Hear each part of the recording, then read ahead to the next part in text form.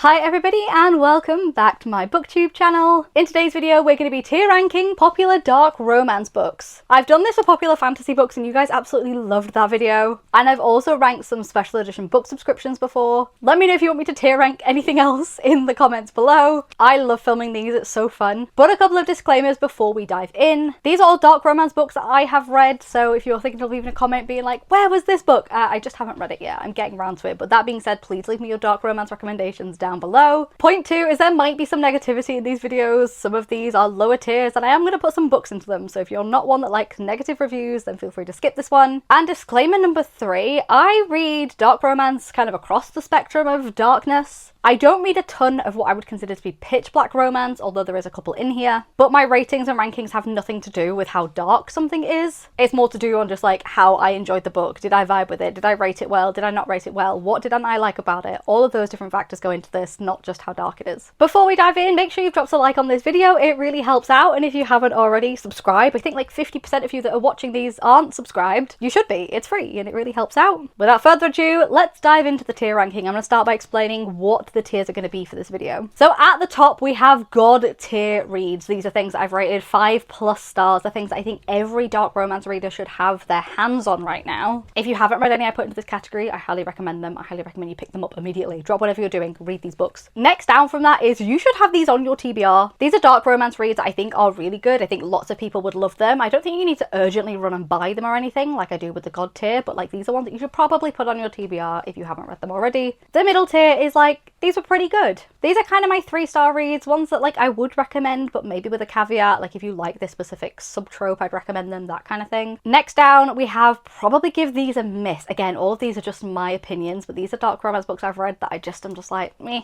was kind of a bit mid, bit less than mid, wouldn't really recommend it. And the bottom tier is I would not recommend these books to my worst enemy. I don't even think my worst enemy should be reading these. I could already tell I'm going to upset some people with some of these rankings and just some of the books I've chosen to include. So if your favourite book's on here and I haven't ranked it the same way that you would, I'm so sorry, but let me know how you would have ranked differently in the comments below. Anyway, let's dive into the books. So first up on the list we have the Devil's Night series by Penelope Douglas. I have just put the book one, picture of book one, Corrupt up here, but this is for the whole series and I've put this in. This should probably be on your TBR. This is still to this day the only Penelope Douglas book I have read, but there are so many others that you guys recommend to me. I'm talking Credence, I'm talking Birthday Girl, I'm talking Five Brothers. I do really want to read more Penelope Douglas, but this is the first series I started with. I actually read this around Halloween, and if you're looking for Halloween reads, I'd really recommend this one. It has masked men, it's set around that Halloween time of year, follows 4 different couples, it's pretty spicy. Dark wise, it definitely sits in that kind of like medium space. But I couldn't put these down. The last 2 are quite long. The third one didn't feel too long for me. The fourth one kind of did. And controversially, I'm not a huge fan of the novellas in this series. The novellas you could probably put in like tier 2, like maybe give these a miss. But the main books in this series are so tasty and delicious. I like this kind of revenge plot that's running throughout. My favourite one is actually the third book, but all of these were pretty good. All of them were pretty strong. Do like all of them a lot. This is actually a great series I recommend to people if they're wanting to get into dark romance and they're wanting something that feels dark. There are series in my opinion that feel lighter than this that are good intro series as well, but if you're looking for a dark romance series that is like tried and tested and popular, this is one of the good ones I would recommend to you. Next up is possibly one of the most popular dark romance books I think I have seen universally loved across the book space for years. This is Haunting Adeline, book 1 of the Cat and Mouse duet, but I'm going to classify the whole duet as my ranking. I'm putting this under like pretty good. I will say this is one of the first dark romance books I ever read. Whoever told me I should start with this was doing me dirty. This is a lot darker than I think a lot of people realise. Book 1 is pretty mid on the dark range, but like book 2 is significantly darker. I did enjoy this, despite the fact I wasn't quite prepared for what I was going into. I did enjoy this, but I think now, and originally I rated this so much higher. This was groundbreaking for me. It was one of the first dark romances I read and I was like, wow, this was fantastic. Now that I've read more dark romances, like part of me thinks this one's a little slow, it's a little bit too long. There's definitely like flaws within this I feel, but I know that this is some of your guys' favourite dark romance of all time ever. I definitely liked it enough that I would read more H.G. Carlton in the future. I've definitely got my eye on that shark one. What's a shark one? Does It Hurt? I've got my eye on Does It Hurt by H.G. Carlton, but this one for me definitely falls in that mid-range of like I liked it, but I really struggled to like quantify what I liked about it. It was good, it had a good element of thrill and suspense in there as well, particularly within book 2, but there was just, yeah, I don't know, the storytelling fell a little flat for me. It was okay, it was pretty good. I'd maybe recommend it if the blurb sounds like your kind of thing. I'm going to upset some people with this next one, and it is The Ritual by Chantal Tessier. What's this series called? The Lord series? This is going in, I would not recommend this to my worst enemy. I was so excited about this. This has been hyped up to me for so long. And again, I know so many people who love this. I hated this with a furious passion. And you know what? It wasn't even the story or the characters or anything like that. There was one specific thing that, I don't know if I'm just particularly sensitive to picking it up in books. Like, one of the things I'm really sensitive to that some people don't pick up on is like repetition of specific descriptors or specific words. That is not what this book had, although it had it a little bit. What I was particularly sensitive to in this book was the use of music and how badly I thought it was done. Like, we're getting into the spicy scenes, and they're quite literally like, oh, in his hands traced over my body is, I don't know, Baby by Justin Bieber unced through the speakers. And then, like, literally the next page, I don't know, like, Come On Eileen's on as she's getting, like, railed in the back private rooms. Like, I just couldn't focus on the story. Those were not the songs in the book, by the way. I can't remember what the songs were. I don't know if I'm just not particularly young and cool anymore, but I didn't know what the songs were. And I was like, I feel like the songs are supposed to be adding something here, but I'm just reading about this girl's proclivities, and then I'm getting, like, I don't know, Bright Side by the Killers is pulsing, and that's all she can focus on. And I'm like, girl, that is not what I would be focusing on in this moment. And it's throughout the entire book. There is always a song playing throughout the entire book. And look, maybe some of you like this. For me, it just like broke the story. Like, they're in a club. There is one scene in a club, and I think they mention like 7 or 8 different songs. And I'm talking like they say 2 lines to each other, kiss, and then the song has changed, and she's mentioned that the song has changed. And I'm sure there was some relevance, but like, I didn't know the songs and I didn't know the lyrics, so I didn't know what the relevance. I couldn't get past the songs in this book. I will not be reading the rest of this series. I've heard other people have similar criticism, but it's not one that I hear commonly. Lots of people love this. I think like the spice was fine, the story was probably fine, but I could not get past the use of music in this book. I'm so sorry, I would not recommend it to my worst enemy. Up next is a dark romance series that I thought I was going to hate. I was convinced it was not going to be for me, and that is the Into Darkness series by Navessa Allen, which I'm actually going to put the first book, Into Darkness, no it's not, what's it called? Lights Out, in God tier. This changed me as a dark romance reader. I'm actually confident enough in saying that this book did something so different. I feel like it's inspired its own like little subgenre of dark romance. It probably already existed and I'm just giving credit to this book, but this book was so good. This has such a fantastic balance of like dark romance, dark storytelling, dark situations, bit of trauma splashed in there with like the funniest humour, and I mean genuinely the funniest. Sometimes when authors try and be funny, I don't like, it doesn't click with my sense of humour. My sense of humour and this book were just like making out the whole time. The scene with the balaclava. I actually listened to this on audiobook, and I would absolutely 100% recommend that you do that. The audiobook narrators added an extra layer of fantasticness to this for me. But the story itself is great. This is actually one I recommend if you're new to dark romance and you want to ease yourself in gently. This has dark themes, but it definitely sits in that light middle space because I think it has that humour to balance it out. Like, is he stalking her? Yes. Is he making a fool of himself whilst he's doing it? 100% he is. This was so good. I loved this. Thank you, Navessa Allen, for bringing me Lights Out. The second book in the series, however, Caught Up, I'm going to bump down 1 point. I'm going to put it in, this should probably be on your TBR. I haven't read book 3, Game On, yet, but I am very excited to read that one.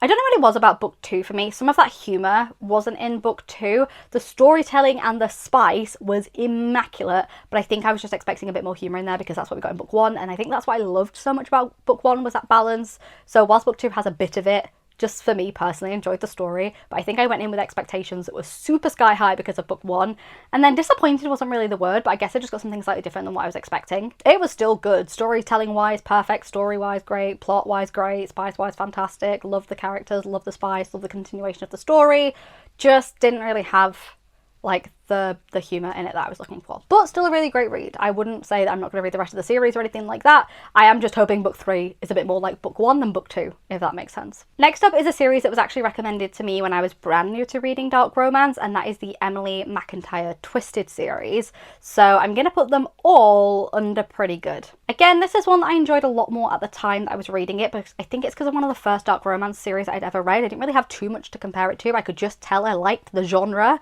so I think I rated it a little bit higher than maybe I would now. That being said, I do actually recommend this series really heavily, again, if you're newer to dark romance. This is a 6-book series now. It has 3, I believe, contemporary dark romances, and 3 fantasy dark romances. They are completely unconnected, so you can dive into the series with any that sound appealing to you. Book 3 sounds like it's right up your alley, but book 1 and 2 don't. You could actually just go and read book 3. I read them in order because I'm a bit of a weirdo and that matters to me, but you could quite literally jump in at any of these or like skip one if it doesn't seem like your kind of thing, or if it has a specific trigger in that you're trying to avoid. I think like storytelling wise and just the way these books were crafted was really well done. There was just, again, I mean, something maybe within that dark romance element that was good, but like not as groundbreaking, or not as, like, at the time it felt like it, and now after reflection I've read a lot more, this one isn't one of my favourites, but it is one I still really recommend. I've actually only read the first 3 books in this series. I might go back and read the other 3. They are great as kind of like palette cleansers in between bigger series. And my favourite was either Scarred or Wretched. I love both of those two. Wretched, I think, particularly actually reminds me of the series I really love, so maybe there's something of that in there. But it is still one I really recommend, so even though it's on pretty good, I think if you're newer to dark romance and you're using this video to think about where you might start, I do recommend this one as a good start, just recognising you might read other things and prefer them over this eventually. But let me know, again, I know so many people whose favourite dark romance series is this one. I didn't know whether to include this next one or not, and the fact that I've included it is probably going to wind a lot of you up, but there's a lot of discourse at the minute about whether this book is a dark romance series or whether it isn't. The book is the Twisted series by Ana Huang, and I'm going to put it under, like, probably give these a miss. I've just read book 1. I don't think I'm going to read the rest. Now, the reason I'm including this, did I read this and think this was mega dark romance? No, absolutely not. I like to describe this as dark romance light. I think if you're wanting to go into dark romance with a very gentle introduction, this is a very gentle introduction. By that I mean there isn't a lot of darkness within the romance itself, but there are some dark themes, kind of dark story within. Having read book 1, the male love interest wasn't the dark element of the story necessarily. It was kind of some of the female main characters' past that was darker. I think these do kind of stray into that dark romance territory, but they are very, like, gently tiptoeing their way in. But some of us don't like to dive in at the deep end with Haunting Adeline, and in case you're nervous about the genre but still wanting to try it, I think this one is a great one to, like, dip your toe in with and be like, oh, was that for me? Maybe. But just recognising this is definitely the lightest of the dark romances on this list. Let me know. Do you think this should be on this list? So many people think it is dark romance. So many other people tell me it's not dark romance. I kind of think it's on the cusp. It's got darker themes in it, darker content in it. I can see how it's like the lightest dark romance that exists, but still kind of does sit within that genre a little bit. Okay, up next we're going to dive into some series by one of my favourite authors. Again, they sit kind of in that dark romance space, but also in that taboo romance space, and these are on that more medium light side of dark romance. This is Tate James, and I'm going to start with Madison Kate, which I'm going to put in, this should probably be on your TBR. I love Tate James. Again, definitely not one of the darkest of dark romances on this list. It does sit firmly in a taboo space as well, so if you're not a taboo romance reader, then maybe give this a miss. But I really enjoy these. I think these are the perfect easy read, darkish romance. Super duper spicy. There is a scene in book 4 of the Madison Kate series that lives rent free in my brain. And most of the Tate James series that I'm going to talk about, I think all of them are finished actually, so really great if you wanted to pick up a quicker finished series. This series, unlike a lot of the others on this list as well, follows the same characters the whole way through, so a lot of these series are kind of standalones or interconnected standalones. This one is one that's a 4-book series that follows the same characters. So if you want a series that's got more time with characters, I do really recommend this one. The spice is pretty great. The darkness is light, and again, it is more kind of dark themes, dark topics, rather than like a male main character being particularly dark to the female main character. But I still think these do firmly sit in that like dark romance space, but definitely like this is a rare steak, a medium rare maybe. The next Tate James series I'm going to talk about is the Devil's Backbone series, or Dear Reader, and I'm going to put this into pretty good. I don't know what it was about this one. I thought this was going to be my favourite Tate James series because it's got that element of dark academia, and again, I don't know if my expectations were slightly skewed on this one, having loved the others so much. This is good. I did enjoy this. Story was good, nice easy read, read very quickly, spice was great. Didn't have too much depth, character development, emotional, like there wasn't enough in it for me to be like, oh, this is fantastic, like I have with some of their other stuff, but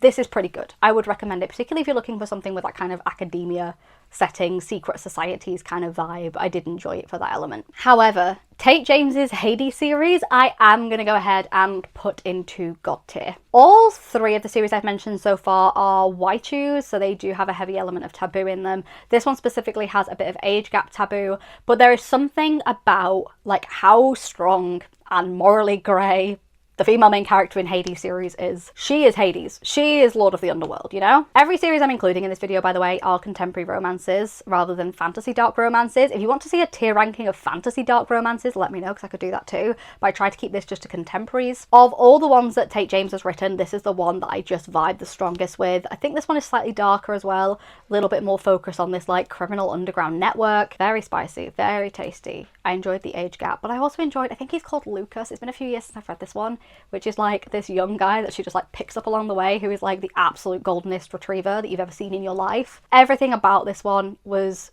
incredible, and even though Tate James's women are all quite strong-willed in their characterization, I think for me Hades really took the top spot for all the Tate James books. I really didn't know where to put this next one. It's another Tate James one that was written in collaboration with Heather Long, and it is a Christmas dark romance standalone called I'll Be Home. I'm gonna put it under probably give this a miss, but with a huge caveat. Was this great? No, absolutely not for me. However, could I put the book down? No, I couldn't. I couldn't stop changing the pages. This is so stupid. I don't know. Again, Spice was great. It follows the story of this girl who's like returning home. She had a very dark childhood in this small town, and she's returning back for something. I can't remember what for. She bumps into these three guys that she used to like be at this home with, and they strike up a romance and deal with like the threat that they all went through that's still continuing on in the town. Okay, that's the premise of the story. However, tell me why she's called Reindeer. Her first name is Rain, her last name is Deer. Also, one of them, I swear, they straight up call him like Jack Frost, Buddy the Elf, and like I can't remember what the third one is, like Saint Nick or something. They quite literally are called Reindeer, Buddy the Elf, Saint Nick, and Jack Frost. I couldn't take this book seriously, and it has a really serious dark theme to it. This is actually some of the darkest Tate James I've read, but tell me why she's called Reindeer. If this sounds like, some of you are going to be eating this up, you're going to be listening to me talk about this being like, what was it called? I'll Be Home? Am I into the list? If you want just a silly, easy, but somehow like serious dark romance Christmas read for Christmas, I do actually recommend giving this one a go, but it's such a niche thing. I can't think of any other books that are like this. So like, did I enjoy it? Yeah, I did. Like, would I recommend it all the time? No. If this is on your list of other things, I'd probably give it a miss and read the other things. But if you are very specifically looking for a Christmas dark romance that's a little silly, a little tongue-in-cheek, doesn't take itself too seriously, maybe this one? Maybe. I don't... It's so niche. If that's what you're looking for, absolutely 5 stars, give it a read. If you're just looking for dark romance in general, maybe skip this one. I don't even know where to put this one. That's where it's staying. Next up on my list is not technically a contemporary dark romance. I've cheated a little bit here and included a fantasy, but it's because I knew the comments would be flooded with people telling me to read Lee Rivers, so I've included a Lee Rivers book. It happens to be her fantasy. This is Satanic Shadows. Unfortunately, I'm going to put this in. I would not recommend this to my worst enemy. This book needs to be called Top Shaggers Academy, because the whole book is just like, Project 1, they learn how to talk to each other. Project 2, they hold hands. Project 3, they have a cheeky snog, maybe. Project 4, do you know what I mean? But like, tell me why in the entirety of Top Shaggers Academy there is no shagging. This really was not for me. I didn't enjoy the story. The whole thing felt a little unclear. I know some people love this, and I've got so many friends that love Lee Rivers so heavily, but I don't know whether I'm going to read the other series. A lot of people tell me I started with the wrong one here. Also, I'm a little salty because somebody told me this is a standalone. This is not a standalone. There is a book 2 coming. I think some people will enjoy this. I can absolutely see why people would enjoy this. I just didn't get on with it very well. It was one of those things that I finished. Like, I couldn't kind of look away from it, but I just didn't enjoy it very much at all. I know her most popular series are her Web of Lies and Edge of Darkness, and I might give them a go. I'm just so scared, particularly as my friend Emma, her favourite author is Lee Rivers. She loves Lee Rivers. She keeps telling me to read the Lee Rivers. I'm terrified that if I read it and I don't like it, I'm going to have to tell her, because she's going to ask. She's going to be like, what did you think? And I'm going to be like, oh, you know. But again, I do think I would like those ones more. I don't know. What do you think? Has anybody read this one and the Edge of Darkness trilogy? Would you recommend, like, did anybody else not like this but like Edge of Darkness? Do I read any more Lee Rivers? Do I just not get on with her writing style, which is absolutely fine, by the way. We're allowed to have different preferences. Like, do I just leave maybe? Let me know what you think in the comments below. Up next, we have one of my favourite dark romance series of all time. That is probably going to give away where this is going. This is the Dark Forces series by K.M. Morinova, but very specifically book 1, Leave Me Behind. I'm going to put, you should have these on your TBR. This was my first dark military romance. It was not my first K.M. Morinova book, but this is the one that I really, really loved. I wasn't expecting to love this as much as I did. It just, like, dark military didn't really strike me as interesting. Somebody called this Call of Duty romance, and that even had me being a bit like, I'm not sure about that. I loved this. I had a great time. It was the level of dark that I like. It was the level of spicy that I like. The only reason this isn't in a god tier for me was the ending. I've got a couple of other K.M. Morinova books on this list, but the ending for this one for me, I've had this problem before. I've read KM Moranova, loved, loved, loved up to like the 90% mark, and then I just don't know what happens for 5%, and then the last 5% is great. And this kind of fell into that trap for me. I still really rated this. I still do recommend it, more particularly because book 2, which is the first of the Dark Forces duet, it's called Your Knife, My Heart, I would put in God tier. This one is fantastic. I'm actually halfway into book 2 as I record this, but I'm so confident about loving this duology. The ending of book 1 of this duet was fine. Don't know where we're going with the ending of book 2. I'll have to hope and see. But I absolutely have adored this. There is just something so, like, I love the chaos. I love the spice. The spice is top tier. I love the dark elements. I love this, like, underground training academy. I love how scary this world feels, how angry this world feels, like the thrill, the suspense, the element of this, like, medication. Like, all of the things within this I love. I have devoured book 1. Book 1, and by book 1 I mean book 1 in this Dark Forces duet, not book 1 Leave Me Behind, I read in a day. I have not read a single book in a day. Must be in over 12 months. I sat there and I could not put this thing down, and I even read like 25% of the next book directly after it. Like, I just read through like 500 pages in one sitting. I really, really recommend these ones. I'm very excited. There is a 4th book in the series, which is a connected standalone called Bulletproof. That one is a small town military romance following one of the other, they have these like 4 Secret Forces squads, Dark Forces squads, so that one follows the other one. Really excited for that because I love a bit of small town romance. But these for me are absolutely some of my top recommendations for dark romance. I just love every element of these, and I think they're so tasty and delicious, and you can't put them down, and they're so good. Please read the Dark Forces if you haven't already. Whilst we're on KM Moranova, let's have a chat about the other book that I've read from her, which is The Fabric of Our Souls, and this one I'm going to put into pretty good. This one had me. I was loving this. And I just spoke a little bit about the ending of Leave Me Behind and how it went off on a bit of a, like, I didn't really know what was happening. This book did the same thing, unfortunately, where, like, I love the first 80% of the book and I love the last 20% of the book.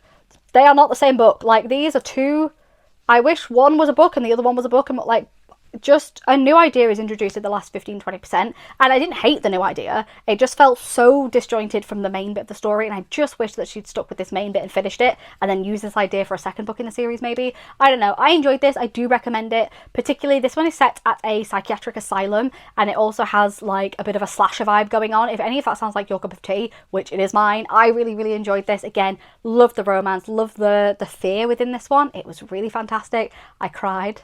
Sobbed a little at this one. If you want to cry, this is a good one for crying at, but I don't think it's good as the Dark Forces. So if you're going to start anywhere with KM Moranova, I recommend the top tier stuff, which is the Dark Forces series. Up next we have Sinners Anonymous by Som Sketcher, and again I'm going to put this one into pretty good. This one I read 4 or 5 years ago. And it's been recently traditionally published, which has brought it back to the forefront of my mind. I did look back at what I gave this, and I gave this 4 stars when I originally read it, but I'm docking it a star here because it hasn't stuck in my memory. I am really good at remembering books I read like 3 or 4 years ago. So when something doesn't stick out in my memory and I rated it highly, I know that there is stuff in there that I enjoyed, but it just wasn't like special or individual enough for my brain and what I like to read to recognise that. So I remember enjoying this. The thing I do remember enjoying about this was the female main character being very morally grey, morally dark as well. I really enjoyed the age gap taboo in this book 1. I do want to go back and reread this and read the rest of the series. Like, I remember that I liked this enough that I do want to go back and do that.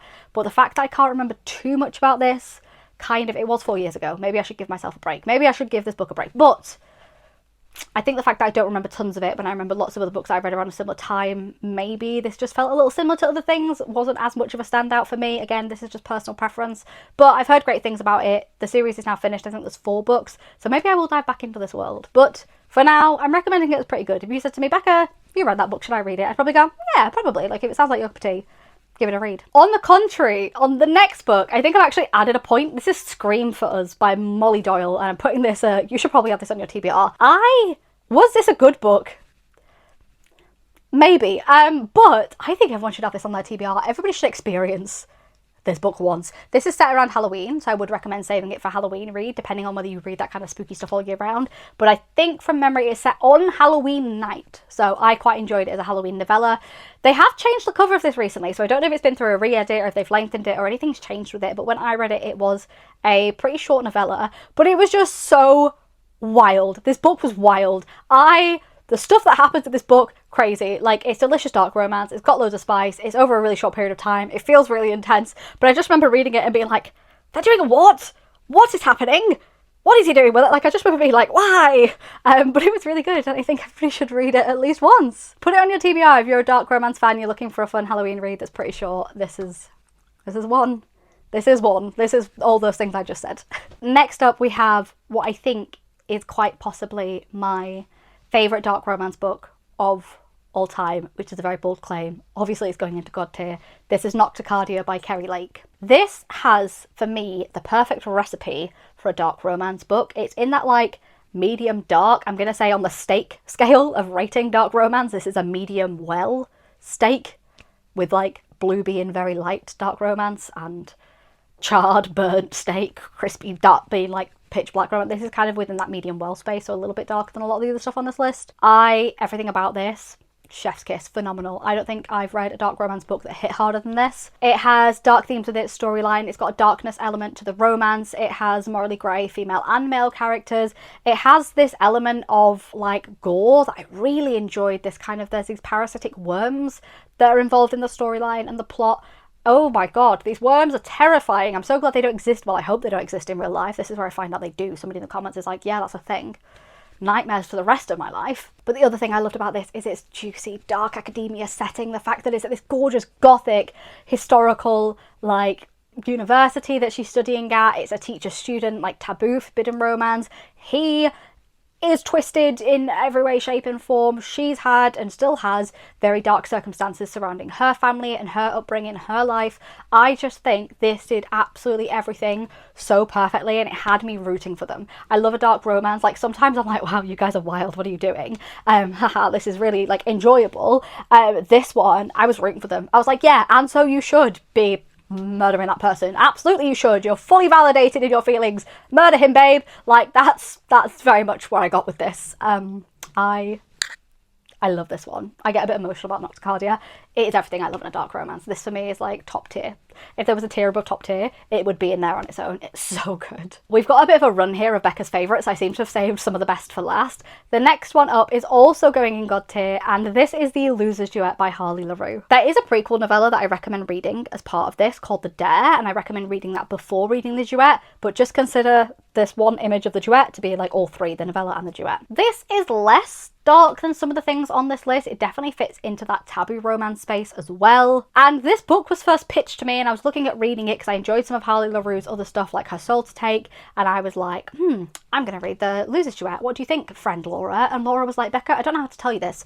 Nothing happens in the book, but it is a 5-star read. And I was like, wonderful, great, sign me up, nothing happens, incredible. And like, she's so right. This book is entirely driven by its character development, by the trauma bonding, by the relationship development, by everything that these characters go through, like with each other and mentally. There's not much action in this. Lots of the dark romance in this list is driven by a thrill or a suspense or an action plot, and this doesn't really have that, but what it does have is the most impeccable emotional drive of a story that I think I've read in a dark romance. This is definitely one you might cry at. This is definitely one you're going to be obsessed with these characters. You're going to feel like you know them. This is great if you're looking for something that is more emotionally driven, character driven through its story, rather than like bang, bang, bang, action, action, action. This is really, really good. And particularly if you want a story about like healing and dark romance as a avenue to heal, this one, chef's kiss. Again, I've said chef's kiss about 8 times.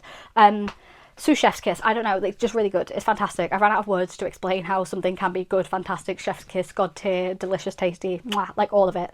All of it is in this one. Another one of my absolute favourites. This is Kings of Quarantine by Caroline Peckham and Susan Valenti, and it's going on God tier as well. This one, again, definitely a little bit softer in the dark romance elements, does have dark themes, dark setting. This has some bully romance in it, which feeds into a bit of that dark romance to begin with. I really enjoyed this one. This is a 4-book series. This is fantastic. I said earlier, like, Lights Out really introduced me to that like dark romance and comedic balance, but I don't think that was true. Actually, I think it was Caroline Peckham and Susan Valenti, specifically with this series, but also with some of their other kind of darker contemporary romances. If you've ever seen the squid emoji being thrown around, or like squid memes, squid jokes within the book community, it is about this book. This book is the squid meme, okay? I really love the academic setting. Something this did really well as well. This is a taboo white shoes. This did a really nice balance of the boys. I love all of those boys equally. Maybe not Monroe. Monroe was like maybe an 8 out of 10.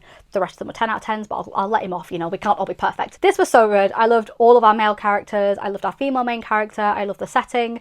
I loved also, like, it's kind of set in a pandemic, not the pandemic we have been through recently, but a pandemic, you know, like a fictional pandemic. And again, Nocardia also has this element of health. Maybe there's something for me in like this dark romance and this like trappedness of a pandemic, and like that just Apparently I love. I think of every series I've read by Carolyn Peckham and Susan Valenti, this one might be my favourite. It's either this one or Dark Fae. Both are incredible. Both are really, really good.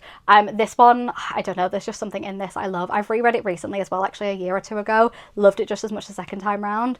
The reason I actually read this was such a fluke as well. This wasn't on my radar. I just started reading Zodiac Academy. And if you're not in the Twisted Sisters Facebook group, every Christmas they do like giveaways and raffle, like they do different things at Christmas, okay? They do like bonus chapters and like get this on a deal or whatever. And one of the things they did the year that I read this is they put all 4 books of Kings of Quarantine on a 99p Kindle sale, and I bought them all. I was like, well, I'm loving Zodiac Academy and I can get all these for £4 or less than. I'm just gonna get them. And I kid you not, I read these on holiday and I read them all back to back in 4 days whilst like sightseeing and doing things and going out for food. How I did that I don't know, because these books are ginormous, but I remember like getting back to the room and Kieran being like, do you want to watch a film? And me being like, respectfully, no, I need to see what's happening in Kings of Quarantine. And I just like stayed up till 2 a.m. every morning like reading them in bed, and Kieran was asleep and I was just like, oh, what's gonna happen next? Just so good. I loved these. This one, Dark Fae, I probably couldn't pick a favourite. This one definitely for their contemporary work is my favourite, so it's going in God tier. I wanted to bring in another series by the Twisted Sisters that kind of fits in that taboo dark space, and that is the Harley Quinn Crew series.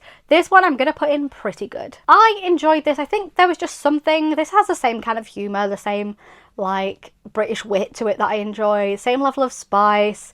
This one had a bit more maybe action in it, but I think I just preferred the setting of Kings of Quarantine so much. This one is very, this one's a great summer read actually. It's very kind of like, I don't know where, it's set in like a fictional version of America. It screams like California beach skateboarding kind of vibes. Didn't hit as hard for me as Kings of Quarantine. Did enjoy it though. Also, I feel like this one was a little too long. This was 5 books and a novella, and I think this could have been 4 books and a novella and it would have been fine. There was maybe a little bit extra in there that I didn't need necessarily for this story. So that's why it's going under pretty good. If you're thinking about reading it and it looks fun, it looks like something you would enjoy, I absolutely recommend you do. For me, if you would say which is better, I would say Kings of Quarantine, hands down. And up last, we've made it to the end. I wanted to include Hannaford Prep, or J. Bree's Just Drop Out, and I'm going to put it under pretty good. Now, I remember when I read this, I enjoyed it, but I did have a couple of little like problems with it, and it was specifically around the age of the main characters because they were really, really young. Now, nothing inappropriate happens within the story that like shouldn't be in there, but it's more that like they are going through this criminal underworld and like being kind of leaders in their own right, and they're like 13 and 14.